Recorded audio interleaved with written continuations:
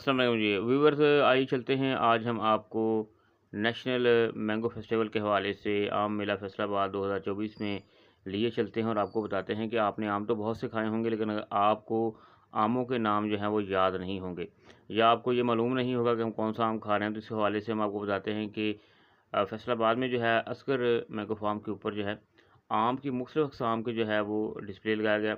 तो उसकी तफ़सील हम आपको बताएँगे। याद रखें कि ज़ायके के लिहाज से, मिठास के लिहाज से, क्वालिटी और पकने के स्लाइस के लिहाज से, साइज़ के लिहाज से आम की मुख्तलिफ़ अक़साम हैं और दीगर ख़ुसूसियत के हवाले से भी इनकी मुख्तलिफ़ अक़साम हैं। तो आइए ले चलते हैं हम आपको मैंगो डिस्प्ले के ऊपर और ले चलते हैं कि यहाँ पर जो है कौन-सी जो है वो अक़साम मौजूद हैं। तो व्यूअर्स, इस वक़्त डिस्प्ले के ऊपर जो है 25 के करीब जो है वो आम की मुख्तलिफ़ अक़साम हैं।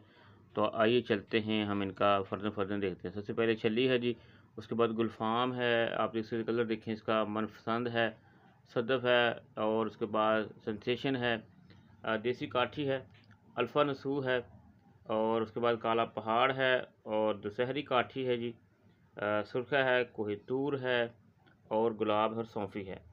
आगे बढ़ते हैं, सफ़ेद दुशहरी है, काला चौंसा है, लंगड़ा है, फजरी है, सिंदड़ी है, लाइलपुरी गोल्ड है, तो देसी अचारी है, नीलम है, चौंसा मौसमी वाला है, दुशहरी है, अनवलटोर है और रूह अफ़ज़ा है। तो व्यूअर्स, आप अक्सर जो हैं आम तौर पर चंद एक अक़साम के बारे में, दुशहरी है, चौंसा है या अनवलटोर है, इनके बारे में जानते हैं। तो आपने देखा कि आज आपने कितनी ज़्यादा अक़साम के जो है वो नाम देखे हैं और नाम को याद भी कर लें ताकि आपको कहीं पर ज़रूरत पड़ सकती है। शुक्रिया जी।